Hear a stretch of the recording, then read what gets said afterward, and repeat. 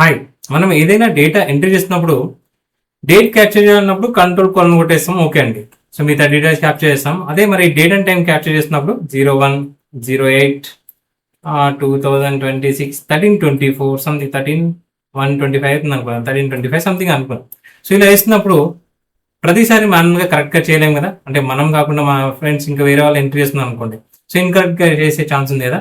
So అప్పుడు end of the day మన dates అనేది ఇంప్రాపర్ ఫార్మేట్లో ఉంటాయి అన్నమాట.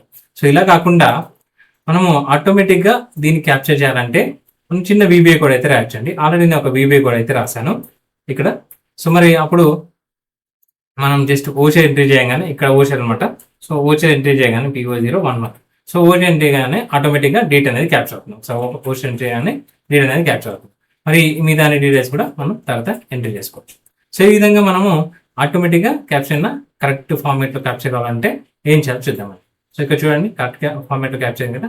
ఇది చూస్తే ఇన్కరెక్ట్ ఫార్మేట్లో ఉంది కదా. సో మరి దానికోసం మీరు ఏదైతే డేటా ఎంట్రీ చేస్తున్నారో ఆ షీట్లో రైట్ క్లిక్ ఇవ్వండి. సో వ్యూ కోడ్ క్లిక్ చేయండి. వ్యూ కోడ్ క్లిక్ చేస్తే ఆల్రెడీ ఇక్కడ ఎంట్రీ చేసిన డేట్ ఉంది కదా, తీసేస్తున్నాను. సో వ్యూ కోడ్ క్లిక్ చేయగానే ఇది డిఫాల్ట్గా ఇలా ఉంటుంది. సో దాంట్లో జనరల్ వద్దు, జనరల్ క్లిక్ చేస్తే వర్క్ షీట్ అనేది డ్రాప్ డౌన్ వస్తుంది, అది సెలెక్ట్ చేసుకోండి. సో పక్కన సెలెక్షన్ చేంజ్ బదులు చేంజ్ క్లిక్ చేసుకోండి. ఓకేనా. సో కింద వద్దు మనకి, దాంట్లో పై రెండింటిలో మధ్యలో కోడ్ రాదు. దాంట్లో if intersect open bracket. So target అంటే మనం ఏదైతే ఎంట్రీ చేస్తాం ఆ సెల్ టార్గెట్ కామా, ఆ టార్గెట్ సెల్ అనేది ఒకవేళ రేంజ్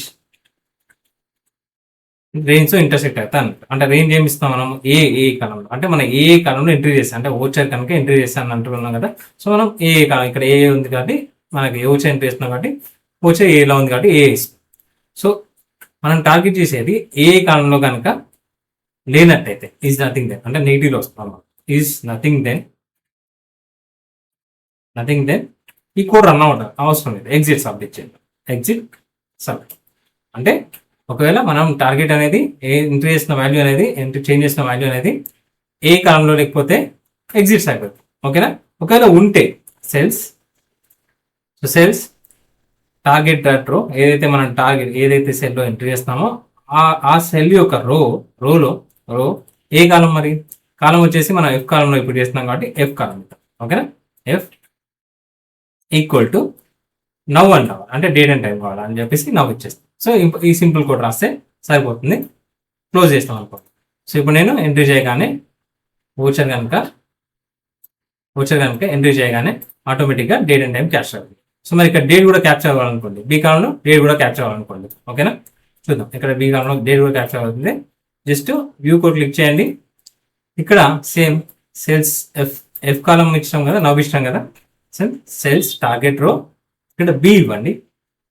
B నవ్ బదులు డేట్ ఇవ్వాలి. ఒకవేళ టైం కావాలంటే టైం కూడా ఇవ్వచ్చు. సో డేట్ ఇచ్చారనుకోండి, క్లోజ్ చేశారనుకోండి. సో మనము ఓచర్ ఎంట్రీ చేయగానే ఇక్కడ డేట్ వస్తుంది, ఇక్కడ డేట్ అండ్ టైం వస్తుంది. మిగతా అనేది డీటెయిల్స్ అనేది మీరు ఎంట్రీ చేసుకోవచ్చు. ఓకేనా. సో ఈ విధంగా ఆటోమేట్ చేయొచ్చు.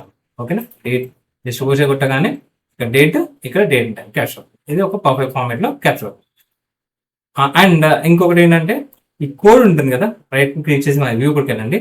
సో ఇది మనం ఎంట్రీ చేసినప్పుడు ఓకే. సో సిస్టమ్ F కాలంలో B కాలంలో ఎంట్రీ చేసేటప్పుడు కంటిన్యూస్గా లూప్ రన్ కాకుండా మనము ఒక అప్లికేషన్ ఒక ట్రిగ్గర్స్ పెట్టుకుంటే అది లూప్ అనేది రన్ కాకుండా ఉంటుంది. సో దానికోసం అప్లికేషన్ డాట్ ఎనేబుల్ ఈవెంట్స్